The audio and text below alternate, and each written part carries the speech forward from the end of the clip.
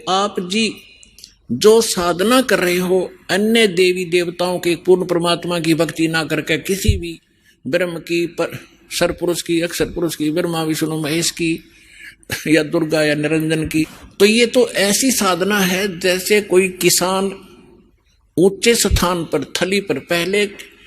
वर्षा पर आधारित थे सभी मानव समाज, और उस समय गरीबदास जी ने भी किसान थे। गरीबदास जी जाट ग्रुप में, जाट जाति से थे, और अपने वहां के साथी जो किसान थे उनको भी समझाना था। इसलिए बता रहे हैं कि जो मैं भक्ति बता रहा हूं जिस भगवान की, उसकी साधना ना करके आप अन्य जो साधना कर रहे हो ऐसी है जैसे ऊंची थलियों पर, ऊंचे स्थानों पर बीज बो दिया, खेती कर ली, और जब थोड़ी बहुत वर्षा हुई तो वो उस थलियों का पानी एक समतल स्थल पर, डहर बोलते थे उसको, डहर, वहां आकर इकट्ठा हो जाता था, और उस स्थान को, डहर के अंदर पानी वर्षा भी और आसपास के ऊंचे क्षेत्र का उसी में आ जाता था, और उसमें जब बोई जाती थी फसल, जैसे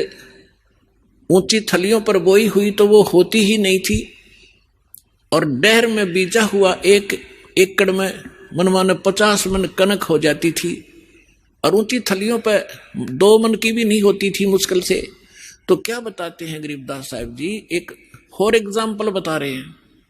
कि तुम ऊंची थलियां खेती बो, भूल गए निज डेरे नु। इस परम पिता परमात्मा सतपुरुष कबीर साहब की भक्ति ना करके आप अन्य देवी देवताओं की भक्ति करके ऐसी लाभ उठा रहे हो जैसे ऊंची थली पर खेती करने वाले किसान को कोई लाभ नहीं होता। और जो डहर में बीज बोता है, प्रयत्न दोनों एक जैसा ही करते हैं, तो उस डहर वाली यानी उपजाऊ जमीन में और समतल जमीन में घना लाभ होता है। तो ये समझाना चाहते हैं कि जो साधना हम बताते हैं वो तो डहर समझो।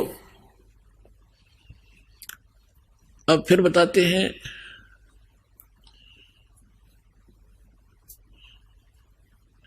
गोता मारू स्वर्ग में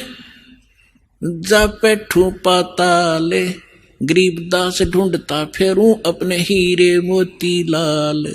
चारों युग में मेरे संत पुकारे और कूक कहा हम हेल रे, हीरे माणिक मोती बरस ये जग चुगता ढेल रे। अब परमात्मा कबीर जी से प्राप्त ज्ञान को कैसे विश्लेषण कर रहे हैं गरीबदास जी। कबीर साहब बता रहे हैं कि चारों युगों में मैं आया, अच्छी आत्माओं को मिला, उनको तत्व ज्ञान और यथार्थ स्थान से परिचित करवाया, सतभक्ति से परिचित कराया, और ये चारों युग में संत पुकारे और कूक कहा हम हेल रे, हीरे माणिक मोती बरसे ये जग चुगता ढेल रे। हम तत्व ज्ञान और यथार्थ साधना रूपी हीरे मोती लालों को बखेर रहे हैं, और आप जी इस ज्ञान से परिचित न होने के कारण इन लाल और हीरे मोतियों को ग्रहण ना करके कंकर पत्थर, आन उपासना रूपी कंकर पत्थर इकट्ठे कर रहे हो, जो तुम्हें बाद में कोई लाभ नहीं देगी।